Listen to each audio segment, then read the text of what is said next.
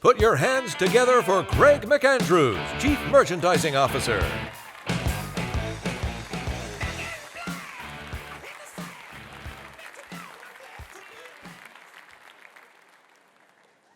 You know, there's probably a group of you out there who thinks, man, I bet getting up on that stage is awesome. Then there's probably another group of you who goes, I would never want to get up on that stage. So to the group who thinks it would be awesome, let me just tell you, it freaking is. This is unbelievable to be up here in front of you all, in this setting, talking about some of these things. It's an honor to be here. So, the only thing that makes it challenging is when you follow Ken Murphy. And he did the stinking fire thing again last night. So that makes it even that much more challenging. You really have to bring it. So I'm going to do my very best for the next 18 minutes to talk to you all about a topic that I think gets to the heart of culture, community, and company, which is this idea of giving. I would suggest to you that it's at the very center of each of those things. And we'll spend the next few minutes unpacking this idea of the giving leader. You know, one of my favorite quotes is from a guy named Andy Stanley. He's a leadership expert, a pastor out of Atlanta. And this quote I love. He says, "The value of one's life is determined by how much of it you give to others. How much you give away determines how much value your own life has."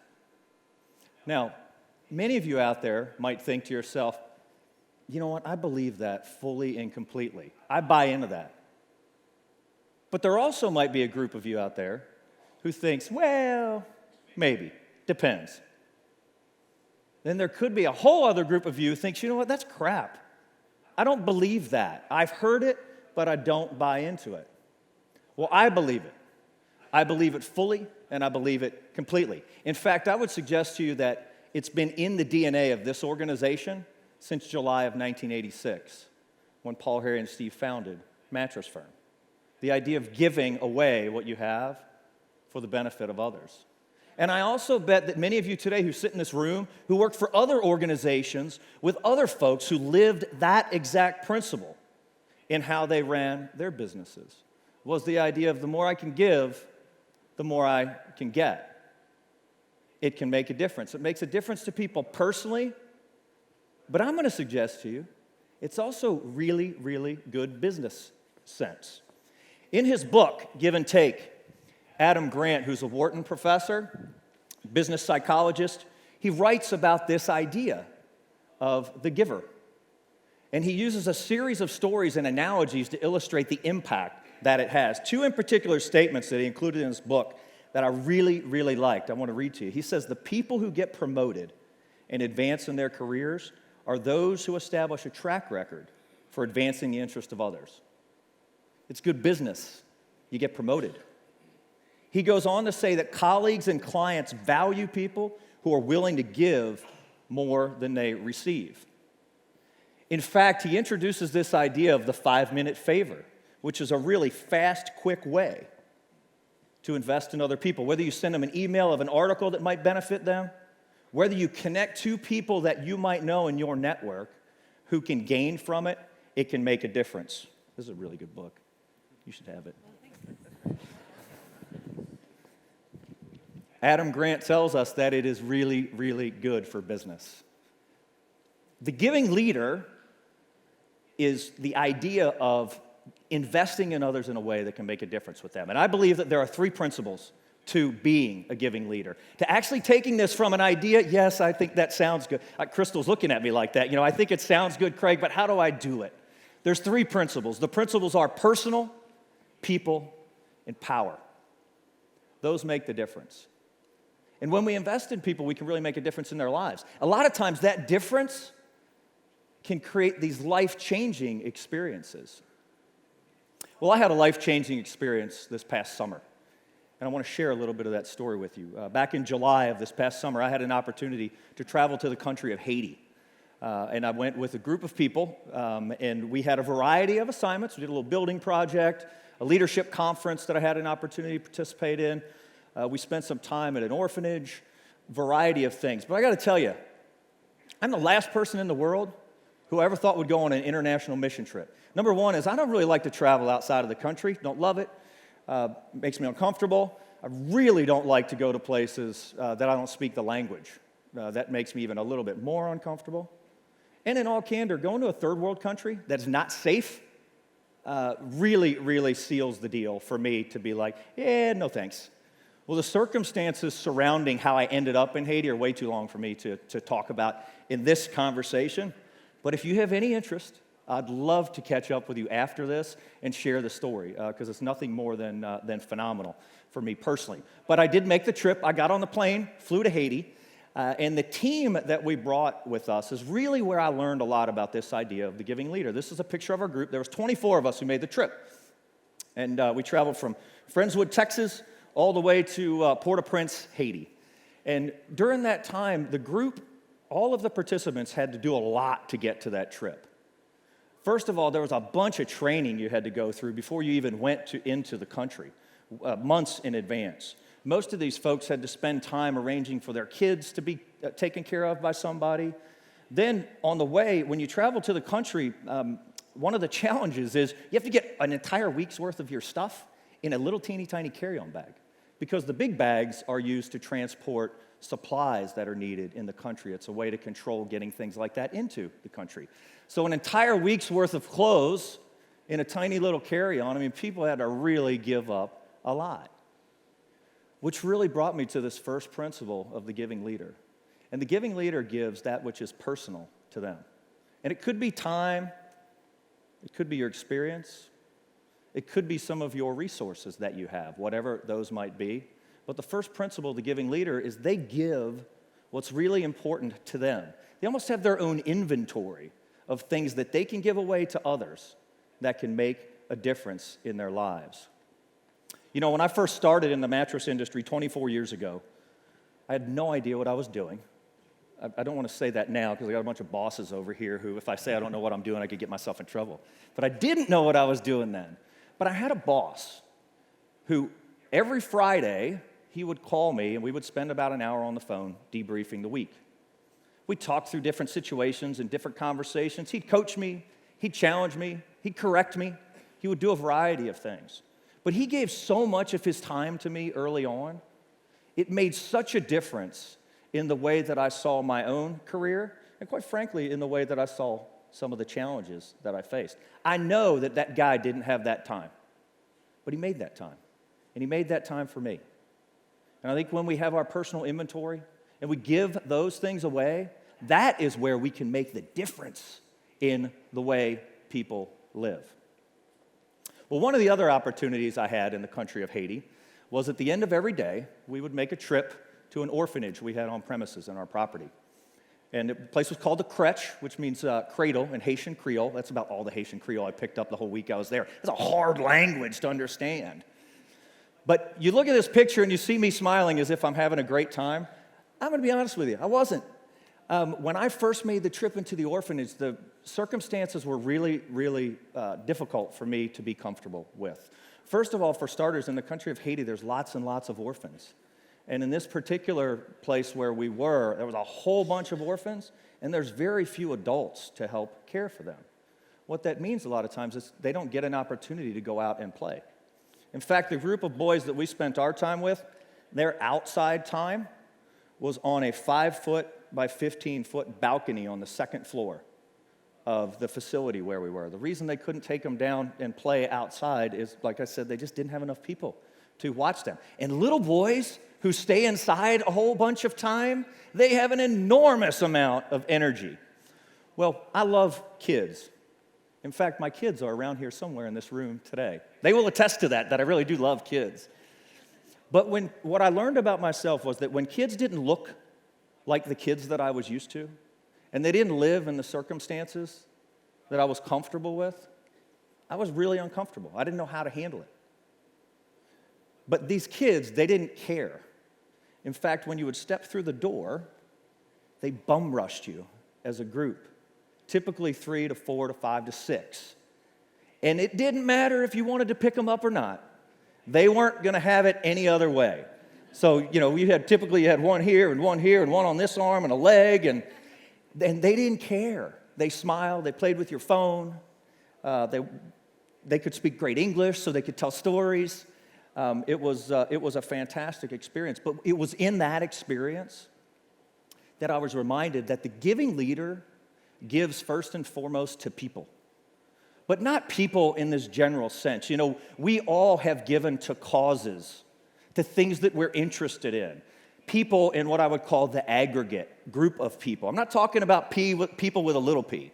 I'm talking about specific people that we give to, the names of those people. It could be those people on your team, maybe some people in your community, or your network. Let me ask you this question. If I had you write down now the top 3 to 5 people that are in your network, or as I like to call them, your people, do you know who they are? Can you identify them directly by name? And if you can, congratulations, you're investing in those people. See, the giving leader invests what they have that's personal, but they invest it directly to the people that are in and around them, wherever that might be, but it's specific people, not the big group of people. And that experience with those kids changed the way that I saw that opportunity. So one of the other roles that I played actually when I went on this trip was I taught at a leadership conference. In fact, it was a group of a couple hundred Haitian pastors. They traveled in from all over these villages throughout Haiti. It was up in the mountains, so they had a couple of these folks had like 6 and 7 hour walking journeys to get to this thing. So I'm like, look, 6 or 7 hours you walked here, you gotta really wanna be here. So you better bring your A game. I felt like I had to bring my A game here. Well, it was the first time, and I had taught in this type of setting a number of times in the past, but it was the first time I ever had to teach through a translator. In fact, the picture that you see up on the screen is myself and Cindy, my Haitian Creole translator, who helped translate what I was teaching to the group. I had prepared a lot. I practiced a bunch, studied a bunch. It took 30 seconds of my teaching to realize that I was hosed, to say it lightly. The first time I said something to her and she said, I don't know how to say that in our language, was the first time I was like, oh no, I have a problem. All the material that I had prepared, well, a lot of it didn't translate in Haitian Creole. My examples, all my stinking funny stuff too. Like, man, I had so much good humor in that thing, none of it translated. I know folks who know me out there are like, I don't know what he's talking about. I've never seen him be funny. But none of it translated. So literally 30 seconds into what was a 20 to 25 minute engagement, I had to throw it all away. And I had to super simplify what I was teaching, what I was talking about. And ultimately, I had to give control over to Cindy, somebody who I didn't know very well. Which brings me to the third principle of the giving leader. The giving leader is one who gives up power. Now, this might be a new concept for some folks. And when I say power, I want you to think about it in terms of control, or maybe there's information that you have that others don't, or maybe there's a particular set of influence that you have, whether it's with people, circumstances, whatever it is. But first of all, let me make it real clear. When I say give up power, I'm talking about your power, your personal power. And if you think you don't have power, you're wrong. You have power because of your position. In fact, it's one of the greatest leadership lessons our former CEO, Gary Fazio, taught me one day. He said, and if you know Gary, he's got that thick accent, McAndrews, it's the position, not the person. That's what he told me about when it came to applying power. It's the position, not the person. Never get confused on that. And this idea of giving up power is something that we all have an opportunity to do. We can give up power to those who are closest to us. Control is an area that sometimes is hard to let go of. My suggestion is, do you have something that you control today? Maybe it's a meeting that you always oversee. Maybe it's some process that you like to own. Would you be willing to give that up to somebody to commit yourself to being a giving leader? Ultimately, that's how we make the difference. So in the spirit of action, I don't like these, hey, that's a great idea, a great concept. Thanks for the information, Craig. Let's move on to the next person. I want to challenge us today to have an action plan. So, if you would like to write down the following 3 questions, I'm going to ask you 3 specific questions. And depending on how you answer those questions, that will allow you to craft your own giving leader plan. And it's really, really simple. We're going to talk the what, the who, and the how. The what is simply this. What do you have personally that you can give away? What can you personally give away? You all have an inventory of personal things that are of value to you, that you know that you can give away to others and can make an impact on them. My next question is, and I alluded to this earlier, was who are your people? Write down your top 3, your top 5. Who are your people? And this isn't the people that I know and kind of spend some time with, but who are you going to give yourself to that you know can make a difference in their lives? Because you know what they typically do? They take that and they go give it to someone else. That's how change happens. And then the last question is this. How can I give away power? How can I give away power? See, the idea of giving away power oftentimes can be a real challenge. If you're not sure how to give away power, think about something that you love to do and that you get recognition for. Would you be willing to give that away? Not such an easy thing to give away. I like to think of it as giving up the stage. Now, I have a literal stage. Here, let me illustrate what this might look like. Excuse me, Sherry. Can you come up here real quick with me? Hey, let's give Sherry a hand here. I didn't know you'd be sitting there. That's fantastic. That's fantastic. So just, you can tell them maybe your name, how long you've been with the company, and what you're most excited about this week. Hello, my name is Sherry Peck. I've been with Mattress for 7 years, and I'm most excited just to be a part of this and be with you all and just meet everyone. So come up and say hi to me because I'd like to meet you all, okay? Thank you very much. Here, give Sherry a hand. She had no idea I was going to bring her up here, but you did a great job. Thank you. There you go. See, now I had a literal stage. So the idea of giving up the stage and sharing the stage was easy for me. But let me suggest to you, every one of us has our own stage. You have a stage that you can give up. Look, being a giving leader, it takes conviction, it takes commitment, and it really takes the desire to let go of what we feel like is really important and hand it to others. So in July, this upcoming July, I'm going back to Haiti. And I know I'm going to go back and face a number of super uncomfortable circumstances again. I'm probably going to have to do some physical work, which I don't really like to do that. But it's going to be a great opportunity, and I hope that I can once again learn more about what it means to be a giving leader. But I just want to close with this. It's the giving challenge to all of you. Don't waste the time of answering the questions if you're not willing to do something about it. Being the giving leader, I believe, is going to be part of what's critical for us to deliver on culture, community, and company. That's what's going to take us into the future, and I'm super excited about it. Thank you.